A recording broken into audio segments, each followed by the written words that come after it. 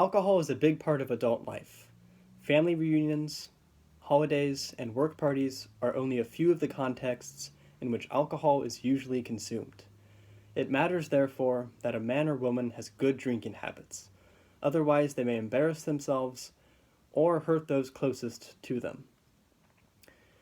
In the United States, the legal drinking age of 21, while well-meaning, may not be the best policy for ensuring a smooth transition into adulthood.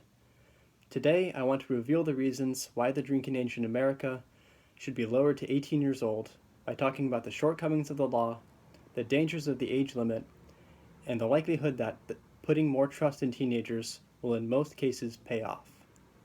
I will first discuss the legal framework supporting the age limit and how it is not effective. Then I will explore how the age limit may make teen drinking even more unsafe, and I will end by mentioning the ways in which lowering the drinking age to 18 can be a sound policy. I will start by explaining some basic problems with keeping the drinking age at 21. As a law, the drinking age of 21 does not make any sense. The prevalence of teen drinking is very high. In a national survey in 2016, it was found that 68% of those aged 18 to 20 are drinking. The same organization found in 2018 that 58% of those aged 18 had already begun drinking. All of this is not accommodated in the current system. For this reason, it can be said that the current legal system, with the current legal drinking age of 21, is ignorant of real-life situations. Moreover, enforcing the legal drinking age of 21 is not a realistic option. The police officers who are tasked with enforcing this law face many hurdles in their way. One example of this is that it is considered low-level work, so there is not much of an incentive for police officers to pursue this type of offender. Police stations also claim that they have a limited budget on which they can operate, so they would rather focus their attention on more serious crimes and on more serious violators of the law. Police officers have also reported themselves that in the court system, offenders of the legal drinking age, those who drink underage, are handed very light sentences and are barely punished at all. And this is only another discouraging factor for law enforcement. So far, I've only talked about the mild consequences of the legal drinking age. Now I will discuss how there can be potentially drastic and ghastly effects. In some ways, the drinking age of 21 worsens the problem of teen drinking. Those who decide to break the law and drink underage are of course obliged to do it secretly. They must go unsupervised, and this creates a whole host of dangers for them. Because they're unsupervised, they do not know if they're drinking in the right environment or with the right people, or if they're drinking something that is even safe for their level of how used to it they are. In the case of an emergency, the danger can also be even worse. They may not want to check into a hospital because of the increased visibility this will bring to them. They might fear that their parents can punish them, but the dangers of not checking into a hospital are obviously far greater. So this is one way in which isolating those under the age of 21 from the legal drinking age is potentially fatal. Also, teenagers drinking on their own means that they will drink less responsibly, of course. Binge drinking is much more likely to happen, and it is, of course, very dangerous. Usually does not lead to anything good. If the drinking age were lowered to 18, I expect that drinking ages would become slightly more mature and slightly more balanced because the act would be normalized. The drinking age clearly has too many drawbacks, so the idea of lowering the drinking age to 18 is an idea that might actually work. Officially lowering the drinking age to 18 would create a better approach to drinking among teens than is currently the case. An alcohol education program, for example, could be set up. Now, this program would be most important in teaching teens safe drinking habits.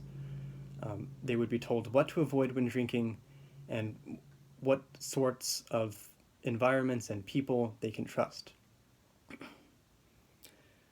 After a certain period of time, they would earn a license that would enable them to drink publicly.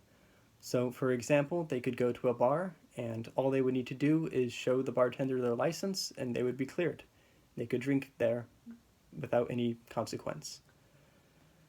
It would be best if there were a community school, that is one located at a community center or at a local high school, because the local nature of this would ensure that the teachers and the students have a direct connection in which the students feel comfortable in their exposure to alcohol, but there is still an authoritative presence there. It's not an attitude of indulgence. That matters. This is a feasible option. Several organizations, including the nonprofit Choose Responsibility, have advocated this exact idea of an alcohol education program for those aged 18 and older. So it is something that could work if society decided to implement it. Another benefit that could be gained by lowering the drinking age to 18 is the less stress that teenagers would have in drinking alcohol. For many young people, drinking alcohol is seen as a rite of passage. It's just seen as something that you do at the end of the day after college or after work, and the current system kind of doesn't account for that, doesn't accommodate for that. If it were lowered to 18, this would be seen as more normal for young adults, and it would not be considered shameful. So again, probably drinking habits would become more balanced. They would just drink more responsibly.